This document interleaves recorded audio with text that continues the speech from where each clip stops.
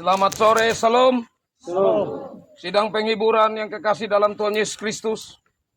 Hari ini kita akan melangsungkan ibadah pemakaman untuk anak, untuk cucu, untuk saudari kekasih almarhumah Junari Podugoli. Saya mengajak kita untuk kita ada dalam sikap ibadah. Dan mari kita masuk dalam ibadah ini. Kita mulai dengan kita bersama-sama memuliakan Tuhan dari Kidung Jemaat 26 ayat 1. Saya ajak kita nyanyikan dalam bahasa Wanokaka. Mampirlah dengar doaku. Tengi rangua o Yehu mapanamu. Laka gerajel lakaya. Abu heliga dan kata-kata selanjutnya. Tengi rangua o Yehu mapanamu. Tengi rangua o Yehu mapanamu. Laka gerajela kaya Abu heliga. Laka gerajela kaya Abu heliga. Mori Yehu tengi rangua. Mori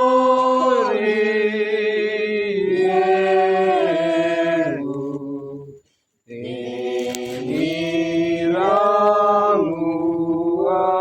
Laka gerajela kaya Abu heliga. Laka gerajela kaya Abu heliga. Mari kita menghadap hadirat Tuhan. Saya mengajak kita masing-masing pribadi menaikkan doa lewat saat teduh. Mari kita masuk dalam saat teduh.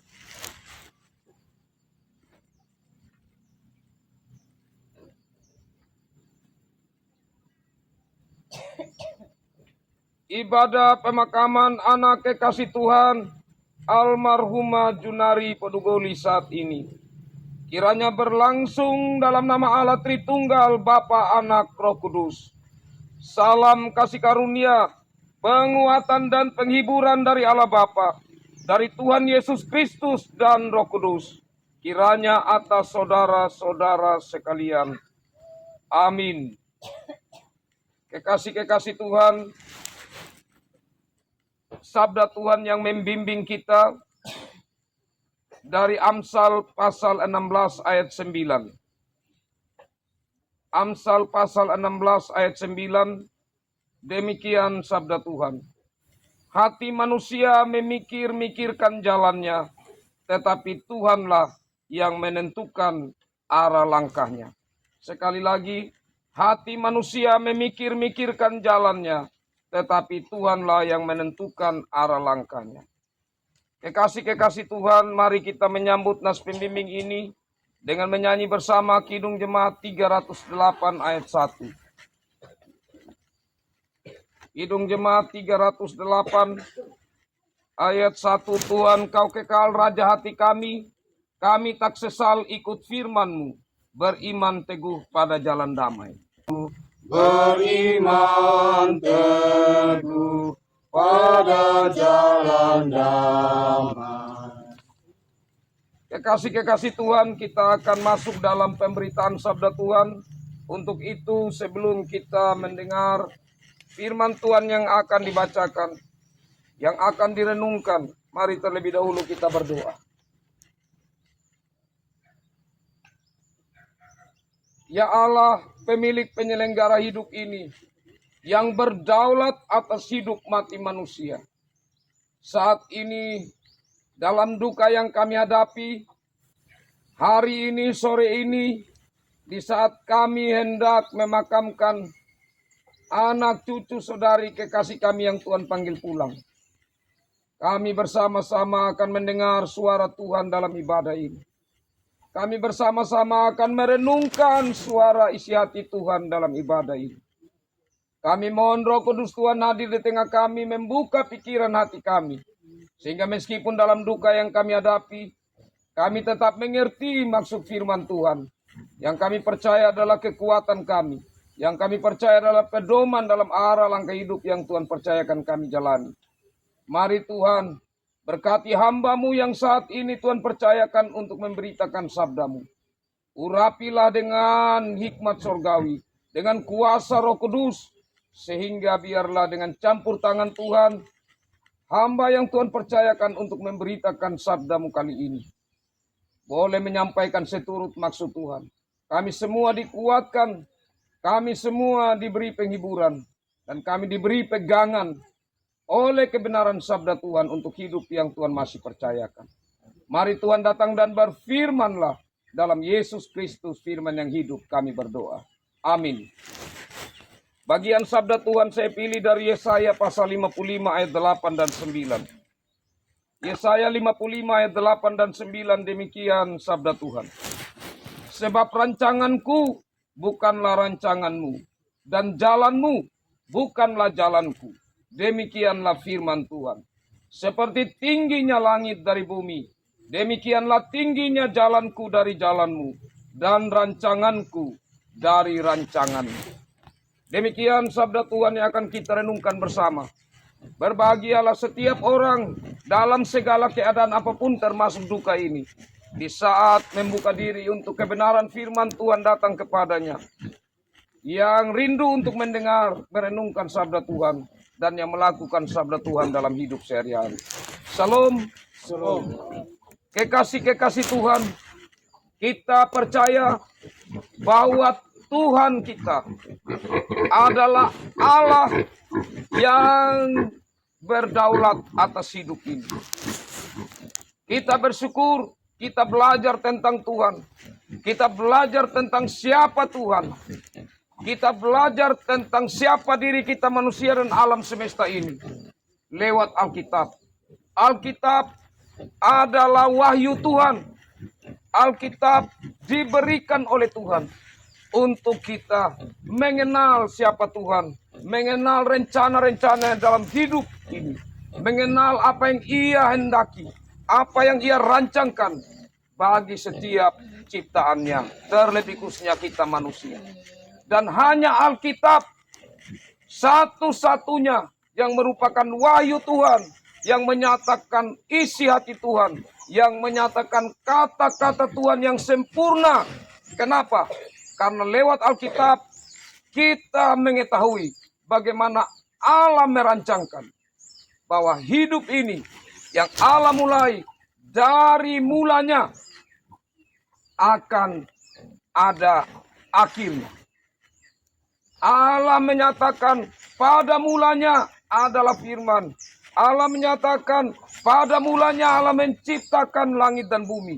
Dan itu dalam kitab Kejadian pasal 1. Tetapi dalam wahyu atau kitab yang terakhir dari Alkitab, Tuhan juga menyatakan bagaimana keadaan dari yang sudah Allah ciptakan ini pada akhir zaman.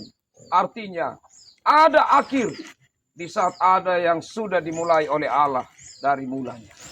Dan kekasih-kekasih Tuhan, kalau begitu, maka segala sesuatu yang Allah ciptakan di bumi ini, atau ciptakan di alam semesta ini, baik yang kelihatan oleh mata maupun yang tidak kelihatan oleh mata biasa, maka semuanya itu ada akhirnya, ada batasnya. Segala sesuatu itu terbatas selain Allah. Nah, kekasih-kekasih Tuhan berbicara tentang manusia khususnya. Maka manusia ini telah dirancangkan Allah dengan sangat luar biasa. Karena dalam diri manusia Allah memberikan hal yang tidak Allah berikan kepada makhluk ciptaan yang lain. Karena dalam diri manusia kita mengenal lewat Alkitab bahwa manusia diciptakan menurut gambar dan rupa Allah. Karena dalam diri manusia apa-apa yang menjadi sifat dari Allah, Allah berikan kepada manusia.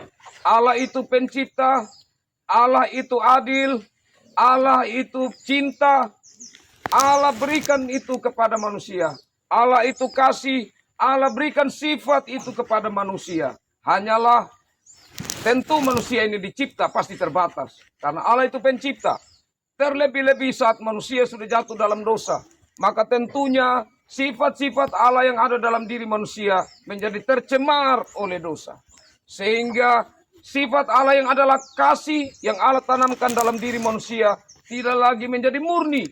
Karena kasih yang ada dalam diri manusia, sifat Allah yang ada dalam diri manusia itu menjadi tercemar oleh dosa. Dan terlebih dari itu kekasih-kekasih Tuhan. Karena kita manusia sudah jatuh ke dalam dosa, maka kita mengalami yang namanya kematian. Nah, kematian tentu di sini bukan hal yang sesungguhnya dikehendaki oleh Allah. Kematian itu adalah akibat dari dosa.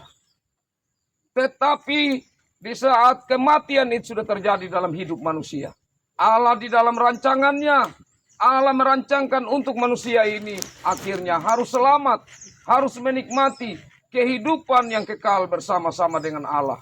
Kehidupan yang kekal yang disediakan Allah itu, kita percaya, kita sering kali merayakan itu, yaitu di hari Natal. Peristiwa di mana Allah datang ke dalam dunia dalam Yesus Kristus untuk menyelamatkan kita, memberi jaminan hidup yang kekal kepada kita manusia. Hal yang berikut dari bagian firman Tuhan yang kita baca ini kekasih-kekasih Tuhan. Dikatakan bahwa rancanganku bukanlah rancanganmu. Allah begitu besar, Allah begitu tinggi, Allah begitu luar biasa. Allah tidak terbatas ruang dan waktu. Apa yang Allah rancangkan itu sangat tinggi. Sangat tinggi. Manusia yang terbatas bagaimana bisa menjangkaunya. Tetapi sifat yang Allah berikan kepada kita, maka dengan demikian maka kita pun mampu merancang dalam keterbatasan kita. Sebagai contohnya, saat kita memiliki anak, maka kita sudah punya konsep dalam pikiran. Kita punya rancangan dalam pikiran. Anak ini nanti akan menjadi apa kelak. Kita mulai berpikir, kita mulai rancangkan untuk mencapai apa yang menjadi rancangan kita sebagai orang tua, sebagai manusia.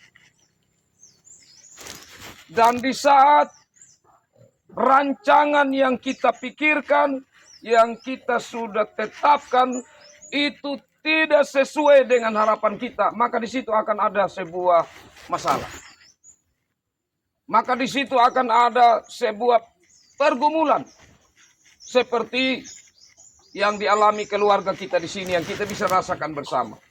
Saya yakin dan percaya Bapak Joy, Mama Joy sudah merenungkan.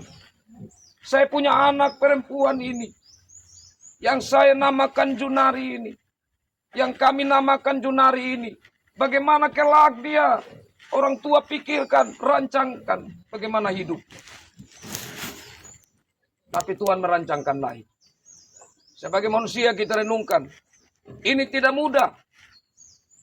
Karena kita melihat kenyataannya, rancangan tidak seperti yang kita harapkan. Tapi disinilah kekasih-kekasih Tuhan. Sebagai ciptaan, kita hanya mampu tunduk. Kita hanya mampu berserah kepada Tuhan. Yang sudah memikirkan rancangan untuk setiap anak-anaknya yang dia izinkan ada dalam hidup kita. Dalam hidup ini. Dan yang saya sendiri bersyukur. Di tengah-tengah rasa duka saya yang mendalam sebagai gembala yang memiliki anak domba ini. Di dalam kenyataan yang saya alami. Merasa sebagai gembala terguncang atas kepergian salah satu anak domba yang Tuhan kasihi. Yang Tuhan tempatkan dalam kehidupan saya sebagai gembala. Ada satu yang saya syukuri. Kenapa? Karena firman Tuhan yang lain mengatakan, kalau engkau mau memiliki kerajaan Allah, engkau harus jadi seperti anak kecil. Saya bayangkan Bapak Mama, itu bagian firman yang sangat dalam. Kenapa? Waktu Adam dan Hawa belum jatuh dalam dosa, mereka adanya telanjang. Adam dan Hawa sebelum jatuh dalam dosa tidak pakai pakaian. Mereka malu? Tidak. Tapi setelah mereka jatuh dalam dosa, mereka menjadi malu melihat satu dan yang lain. Coba kita perhatikan anak kecil. Mereka mandi bersama telanjang. Laki-laki perempuan apa mereka malu? Tidak. Itu gambarannya. Kenapa anak kecil mereka miliki kerajaan Allah? Karena mereka belum mengenal dosa. Belum mengenal apa yang disebut kejahatan. Anak kecil belum tahu. Dan merekalah yang memiliki kerajaan Allah. Dan disitulah bentuk keadilan Allah. Bagaimana Allah menghakimi orang yang belum mengenal itu salah. Seperti kalau saya dan Bapak Mama pergi ke satu tempat. Dan kita belum pernah tahu aturan di tempat itu. Tiba-tiba kita dihakimi dengan aturan di tempat itu. Tentu tidak adil. Karena kita belum tahu. Dan itulah keadilan Allah yang kita syukuri. Allah yang memberi anak kekasih ada di tengah-tengah kita. Di saat Allah mengambilnya, kita bersyukur karena Allah mengambil miliknya, tapi dia belum berdosa. Dia ada di tangan Allah. Kekasih-kekasih Tuhan, ini rancangan Allah yang sekali lagi, hanya kita mampu tunduk dan kita menyatakan, Tuhan Engkau yang memberi, Engkau yang mengambil, terpujilah Engkau. Hal yang terakhir dari bagian sabda Tuhan ini, kekasih-kekasih Tuhan. Tuhan punya rancangan hidup terhadap anak Junari. Tuhan punya rancangan hidup terhadap Bapak Joy, Mama Joy, dan kedua anak kekasih yang masih ada di tengah-tengah keluarga. Tuhan punya rancangan hidup untuk Oma yang di sini dan Katikuluku yang cukup terpukul saat ini. Tuhan punya rancangan hidup untuk keluarga kita semua yang ada. Masing-masing Tuhan punya rancangan hidup. Dan di dalam kedaulatan Tuhan, di dalam kuasa Tuhan yang tidak bisa kita intervensi, atau tidak bisa kita bilang, Tuhan kenapa? Tuhan bisa izinkan dalam kuasanya. Melakukan atau mengizinkan sesuatu terjadi dalam hidup kita. Kata izinan ini kekasih-kekasih Tuhan. Tidak sama dengan itu maunya Tuhan, beda. Seperti begini Bapak Mama. Kalau saya punya anak, dia nakal sekali. Terus dia bilang bapak saya sudah bisa bawa motor, padahal dia belum lincah bawa motor. Dia bilang saya mau pergi di teman acara pesta. Saya bilang anak engkau belum bisa bawa motor ini, jangan. Bapak saya tetap harus mau bawa, tidak bisa. Karena rasa cinta saya dilema. Akhirnya saya izinkan. Itu sebenarnya saya tidak mau. Bisa paham ya? Yang Tuhan tidak mau tapi Tuhan izinkan. Seperti tadi. Contoh ya. Saya percaya Tuhan tidak mau anak Junari ini dibawa banjir.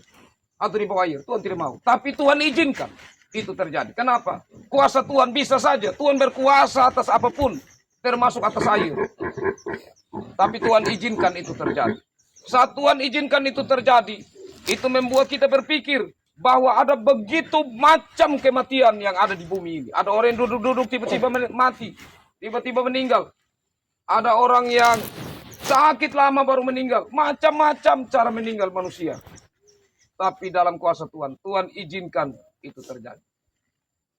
Tapi kekasih-kekasih Tuhan. Apakah itu yang paling berarti? Tidak. Kenapa? Bukan cara mati yang paling berarti. Tapi bagaimana kehidupan di balik kematian itu yang paling berarti. Karena Tuhan merancangkan untuk bagaimana keselamatan dinikmati setiap orang. Karena itu bukan soal bagaimana Junari yang kita kasih ini. Cara matinya seperti apa. Kenapa Tuhan Engkau izinkan bisa dia mati dengan cara begini. Bukan itu yang penting. Tapi sekali lagi yang penting. Sebagai orang beriman. Kemana sekarang ini Junari? Rohnya kepada siapa? Dia pergi. Kita bersyukur karena Tuhan yang telah memberi dia kehidupan. Karena Tuhanlah kehidupan itu sendiri. Dan setiap roh yang ia berikan itu kembali kepada dia. Maka anak Junari yang kita kasih ada dalam tangan Allah rohnya. Itu yang paling penting. Kenapa? Karena dalam rancangan Allah pada akhirnya semua manusia akan dihakimi Allah. Di saat Allah datang yang kedua kalinya. Seperti kalau sekarang contoh. Contohnya sekarang kalau Allah tiba-tiba datang. Yesus Kristus datang yang kedua kalinya. Orang yang mati semua akan bangkit. Dan bersama kita orang yang hidup akan diadili. Di antara kita. Maka yang bangkit. Yang punya jaminan pasti tidak bisa untuk diadili adalah Junari. Kenapa? Dia masih anak-anak. Langsung Tuhan bilang, kamu anak-anak, mari di sini. Tidak usah kamu diadili. Dan kita lah yang berdiri untuk bagaimana mendapatkan pengadilan itu. Ini satu hal yang membawa sesungguhnya satu ungkapan syukur di hadapan hadirat Tuhan. Dia belum mengenal dosa. Kekasih-kekasih Tuhan. Banyak anak-anak Tuhan yang beriman seperti Rasul Paulus. Rasul Paulus saat dia sudah mulai rasa tua. Dia sudah mulai rasa fisiknya sudah mulai lemah. Dia katakan begini, Tuhan, lebih baik engkau ambil saya sekarang. Saya takut. Jangan sampai besok lusa. Saya tiba-tiba saya sudah linglung begitu ya. Karena sudah tua. Sudah pali orang bilang. Nah akhirnya saya mulai salah pikir. Lebih baik ambil sekarang. Jadi ada anak-anak Tuhan dalam sejarah Alkitab. Mereka ingin mati sudah. Karena mereka sudah dalam kehidupan yang baik. Takutnya besok itu mereka jadi tidak baik lagi. Tapi apa kata Paulus? Kalau memang Tuhan belum panggil saya. Kalau memang Tuhan memang masih kasih kesempatan. Tolong dampingi saya supaya hidup saya itu hanya untuk menjadi buah yang baik bagi orang lain. Siapa yang mau tidak nikmati satu makanan atau buah-buah yang baik? Semua orang suka. Jadi saat seseorang memberikan hal yang baik, maka orang lain akan senang. Maka hidup itu akan baik. Itulah yang telah dinyatakan Yesus Kristus dalam peristiwa Natal. Untuk memberi hal-hal baik, sebuah terang untuk dinikmati oleh banyak orang. Kekasih-kekasih Tuhan, demikian bagian sabda Tuhan ini bagi kita. Biarlah kita dengan tunduk penuh hormat meskipun hati yang hancur. Nyatakan kepada Tuhan, Tuhan, Engkau yang memberi. Saya kembalikan anak saya ke hadapan hadirat Tuhan sebagai pemilik. Tuhan, Engkau yang memberi. Sebagai oma, saya tunduk dan memberikan kembali kepadamu sebagai pemilik. Dan kita bersama-sama mohon. Tuhan, Engkau masih memberikan. Saya menjalani hidup ini. Mari tolong saya. Dan kita semua yang ada saat ini bersama-sama mendoakan Bapak Joy, Mama Joy. Kenapa? Karena masih ada anak-anak yang Tuhan titipkan dalam hidup mereka. Yang membutuhkan kasih sayang mereka. Yang membutuhkan tanggung jawab mereka. Biarlah Tuhan memberi kemampuan. Supaya dengan hati yang penuh cinta. Supaya dengan cinta Tuhan, hikmat dan kekuatan daripada Tuhan. Membimbing anak-anak yang masih Tuhan anugerahkan ini dalam hidup mereka. Untuk apa yang Tuhan kehendaki dalam atau rancangkan dalam masa depan mereka. Tuhan memberkati firman-Nya. Memberkati kita semua. Amin. Kekasih-kekasih Tuhan, saya ajak kita bersama-sama merespon firman Tuhan ini. Kita menyanyi Kidung Jemaat 388.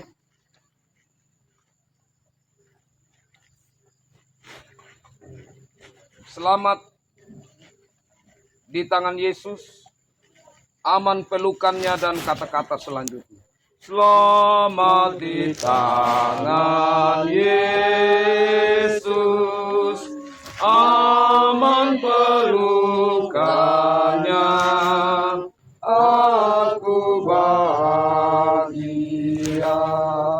Mari kita berdoa. Kami datang ke hadapan hadirat-Mu ya Tuhan. Di tengah-tengah duka yang kami hadapi. Di tengah-tengah kami merasakan betapa duka yang mendalam yang dihadapi oleh Bapak Joy, Mama Joy kekasih, oleh Oma kekasih. Tuhan, tidak mudah di saat mereka menghadapi hal ini Tuhan. Tuhan melihat betapa hancurnya hati mereka. Betapa mereka sangat terpukul dengan peristiwa ini. Kami pun turut merasakan. Kami hanya berserah diri kepadamu Tuhan, karena kami percaya Tuhan yang berdaulat atas hidup ini. Kami hanya berserah diri kepadamu Tuhan yang merancangkan apa yang menjadi kehendak Tuhan dalam hidup ini. Kami percaya bahwa kasih Tuhan tetap mendampingi. Kan kami mohon Roh Kudus Tuhan terus menopang Bapak Joy, Mama Joy, anak-anak kekasih, Oma kekasih, bahkan semua keluarga dan kami. Kami percaya bahwa Roh Kudus Tuhanlah yang memberi kepada kami kemampuan untuk kami menapaki hidup yang penuh dengan pergumulan dan tantangan ini. Ya Allah Bapa dalam kerajaan sorga, firman-Mu yang sudah kami dengar, kami renungkan. Kami mohon Roh Kudus Tuhan yang menolong kami, untuk kami memahaminya lebih dalam, dan untuk kami mampu menerapkan dalam hari-hari hidup, di tengah-tengah tantangan pergumulan hidup yang Tuhan izinkan kami hadapi. Ya Allah Bapa di sorga, dalam kesempatan ini, kami akan menyaksikan di mana anak, cucu, saudari kekasih kami sebentar, ia akan digiring untuk masuk ke tempat peristirahatan yang sementara. Karena kami percaya bahwa ini bukanlah akhir. Di saat Yesus datang yang kedua kalinya, di saat nafiri Allah berbunyi, maka semua anak-anak Tuhan yang sudah Tuhan panggil pulang akan bangkit kembali. Dan di sana kami bersama-sama akan menghadap tahta pengadilan Allah. Tapi kami percaya bahwa anak-anak yang belum mengenal dosa, Tuhan telah menempatkan mereka di sisi Tuhan. Mereka tidak melalui lagi pengadilan Tuhan yang adil. Karena Tuhan mengasihi mereka, anak-anak yang belum mengenal dosa. Ya Allah Bapa dalam kerajaan sorga, dalam kesempatan ini, sebagai wujud keyakinan iman anak-anak Tuhan ini dan berserah diri kepada Tuhan, memberi persembahan mereka. Mari Tuhan berkati persembahan mereka, isi hati mereka ini. Biarlah menjadi berkat bagi mereka dan pelayanan Tuhan. Inilah kami anak-anak-Mu Tuhan, yang datang berserah diri kepadamu, yang memohon kasih penguatan dan penghiburan dari Tuhan, yang memohon pegangan hidup senantiasa dari Tuhan. Dalam Yesus Kristus kami berdoa. Amin. Kekasih-kekasih Tuhan, saatnya untuk jenazah anak kekasih ini dibawa, dikubur di tempat yang telah disediakan. Dan setelah itu kita masih melanjutkan ibadah ini.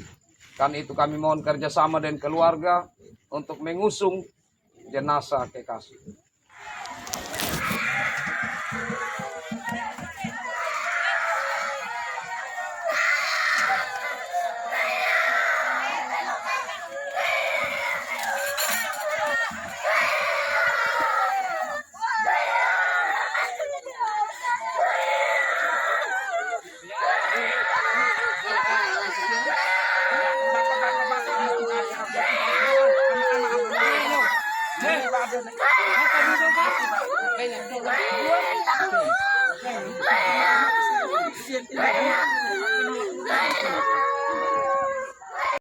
Jemaat sidang penghiburan yang kekasih dalam Tuhan Yesus Kristus, kita sudah menghantar jenazah anak cucu saudari Junari di tempat peristirahatan yang sementara.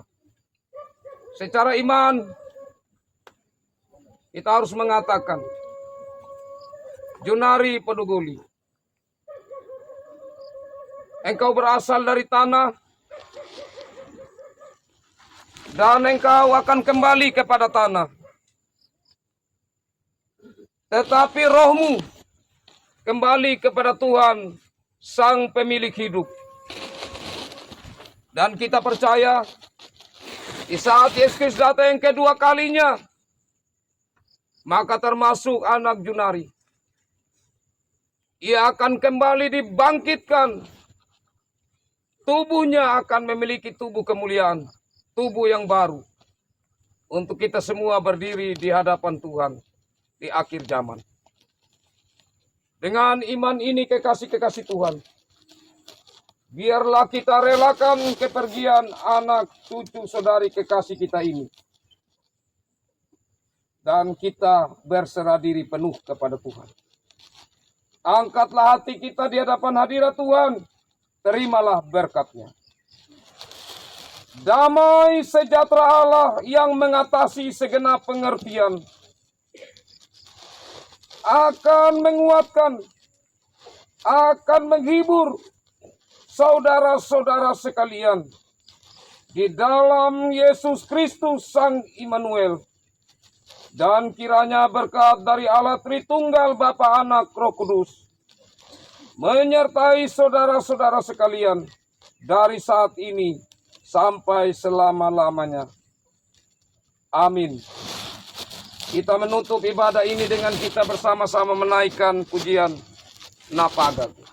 Napagagu, tak ada piaku pala, nairiu tak perlu majaga, iku piaku paling magawai kingu, baku tomata amagu. Demikian ibadah pemakaman ini. Tuhan Yesus memberkati kita semua. Salam. Shalom. Saya kembalikan kepada keluarga untuk selanjutnya.